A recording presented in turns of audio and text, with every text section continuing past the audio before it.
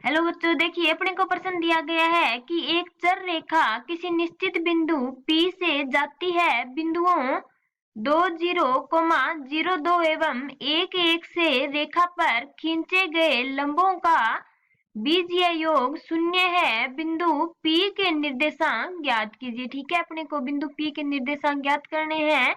देखिए अपने को संकेत दिया गया है कि मान लीजिए रेखा का ढाल M है, तब निर्धारित बिंदु P x1 y1 से जाने वाली रेखाखंड y माइनस y1 बराबर m x माइनस x1 है।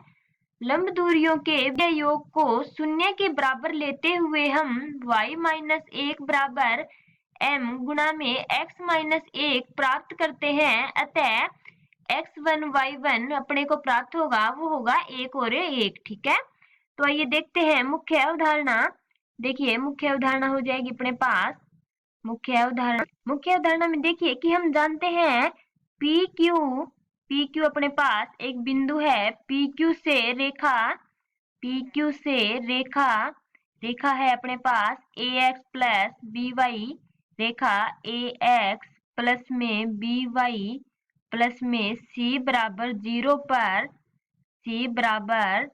0 पर लंब की लंबाई d बराबर हो जाएगा अपने पास। देखिए लंब की लंबाई d बराबर होता है अपने पास ए पी प्लस में बी क्यू प्लस में सी और बटा में हो जाएगा अपने पास। देखिए रूट ए की स्क्वायर प्लस में बी की स्क्वायर। ठीक है, ए की स्क्वायर प्लस में बी की स्क्वायर और इनका मापांक। ये अपने पास लंब की लंबाई ज्ञात करने के लिए सूत्र होता है जब रेखा किसी बिंदु से दूरी पर हो। ठीक है, देखिए यदि हम प्रश्न को हल करने के लिए कि मान लेते हैं कि अपने पास जो रेखा है, रेखा उसका समीकरण है अपने पास ए एक्स प्लस में बी वाई प्लस में सी बराबर 0। ठीक है, अपने पास ये रेखा है। तो देखिए अपने को जो 3 बिंदु दिए गए हैं, ए बिंदु दिया गया है अपने को, ए बिंदु जिसके निर्देशांक है अपने पास 2 0। ठीक है, ए के निर्देशांक है 2 0 और बी दिया गया है अपने को 0 2, बी दिया गया है 0 2 और देखिए सी बिंदु अपने को दिया गया है वो है 1 1। ठीक है, तो देखिए इनसे हम लंबवत दूरी देखेंगे बारी बारी से। पहले ए बिंदु से, फिर बी बिंदु से, फिर सी बिंदु से हम रेखा की लंबवत दूरी देखेंगे। तो देखिए बिंदु ए जो अपने को दिया गया है 2 0 से लंबवत दूरी d बराबर हो जाएगी अपने पास। देखिए d बराबर हो जाएगी अपने पास 2 गुणा में a प्लस में 0 गुणा में b और माइनस में 1। ठीक है, माइनस में 1 और बटा में आ जाएगा अपने पास, बटा में रूट ए की स्क्वायर प्लस में बी की स्क्वायर, ए की स्क्वायर प्लस में बी की स्क्वायर और इनका मापांक। ठीक है, तो देखिए हम आगे हल करेंगे।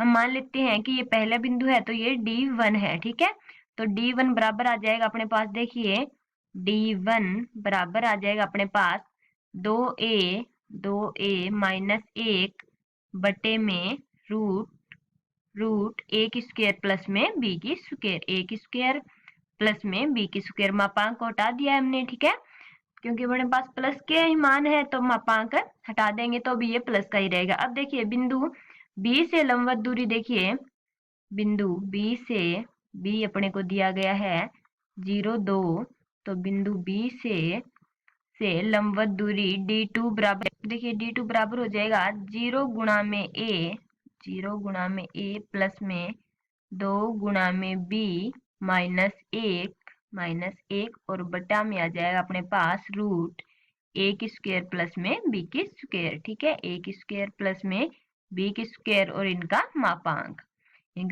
होता है। तो अब देखिए D2 बराबर क्या आ जाएगा, यहाँ से अपने पास D2 का मान आ जाएगा D2 बराबर आ जाएगा 2b माइनस 1 बटे में रूट ए की स्क्वायर प्लस में बी की स्क्वायर प्लस में बी की स्क्वायर। ठीक है, अब देखिए बिंदु सी से देखते हैं। बिंदु सी अपने को 1 1 दिया गया है। बिंदु सी से लंबवत दूरी D3, देखिए सी से लंबवत दूरी D3 बराबर आ जाएगा अपने पास 1 प्लस में 1 गुणा में b माइनस 1, ठीक है। और बटा में आ जाएगा अपने पास रूट रूट एक स्क्वायर प्लस में बी की स्क्वायर, एक स्क्वायर प्लस में बी और इनका मापांक, ठीक है। अब देखिए इसको आगे हल करें तो अपने पास जो D3 का मान आएगा, D3 बराबर आ जाएगा अपने पास a प्लस बी माइनस 1 बटे में रूट एक स्क्वायर प्लस में बी की स्क्वायर, बटे में आ जाएगा अपने पास रूट एक स्क्वायर प्लस में बी की स्क्वायर, ठीक है। अब देखिए प्रश्नानुसार अपने को दिया गया है कि जो लंबवत दूरियां हैं तीनों बिंदुओं की वो 0 के बराबर है। देखिए प्रश्नानुसार कि तीनों जो लंब दूरियां हैं उनका बीजीय योग 0 है। तो देखिए प्रश्नानुसार क्या हो जाएगा अपने पास, प्रश्नानुसार हम कह सकते हैं कि D1 प्लस में D2 प्लस में D3 बराबर होंगे 0 के, ठीक है। तो हम लिखते हैं कि D1 प्लस में D2 प्लस में D3 इन तीनों का जो बीजीय योग है वो 0 के बराबर है, ठीक है। तो देखिए D1 D2 और D3 के मान रखेंगे, चूंकि मान रखेंगे देखिए D1 है अपने पास 2a माइनस 1 बटे में रूट एक स्क्वायर प्लस में बी की स्क्वायर, ठीक है, एक स्क्वायर प्लस में बी की स्क्वायर, ये अपने पास D1 का मान था। अब देखिए D2 का मान अपने निकाला था वो आया था अपने पास 2b माइनस 1 बटे में रूट एक स्क्वायर प्लस में बी की स्क्वायर, ठीक है, एक स्क्वायर प्लस में बी की स्क्वायर। और देखिए D3 का मान हमने निकाला था तो आया था अपने पास a प्लस में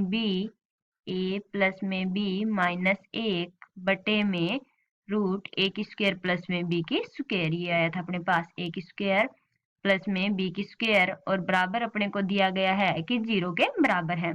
तो देखिए इसको आगे हल करेंगे तो अपने पास आ जाएगा, देखिए ये आ जाएगा अपने पास 2a माइनस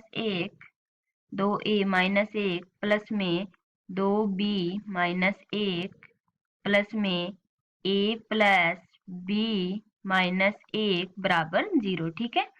अब देखिए इसको आगे हम इनका जोड़ घटाव करेंगे तो ये आ जाएगा अपने पास, देखिए ये आ जाएगा अपने पास 3a प्लस में 3b माइनस में 3 बराबर 0, ठीक है। अगर 3 को बेनिस्ट लेकर 0 की तरफ भेज दें तो यहाँ सॉरी ये देखिए यहाँ पे b आएगा, ये अपने पास 3a प्लस में 3b आएगा, देखिए 3a प्लस 3b माइनस 3 बराबर 0, ठीक है। 3 को बेनिस्ट लेकर 0 की साइड भेज देंगे तो ये आ जाएगा अपने पास a प्लस में b माइनस 1 बराबर 0। तो यहाँ हम कह सकते हैं कि जो अपने पास समीकरण आई है वो है a प्लस में b बराबर 1। तो अब देखिए मानक समीकरण से तुलना करने पर मानक समीकरण जो हमने मानी थी कि ax प्लस में by प्लस में c बराबर 0 के रूप की अपने समीकरण मानी थी, तो तुलना करेंगे तो देखिए अपने पास आ जाएगा 1, x बराबर आएगा 1 और y बराबर आ जाएगा 1, ठीक है। तो अपने पास जो नियत बिंदु के निर्देशांक आएंगे, देखिए नियत बिंदु के निर्देशांक वो आ गए अपने पास 1 1, ठीक है। नियत बिंदु के निर्देशांक आ गए 1 1, नियत बिंदु के निर्देशांक, ठीक है। तो यही अपना उत्तर हो गया कि नियत बिंदु के निर्देशांक है वो अपने पास 1 1 आ गए, ठीक है। आशा करती हूँ आपको समझ में आया होगा। धन्यवाद।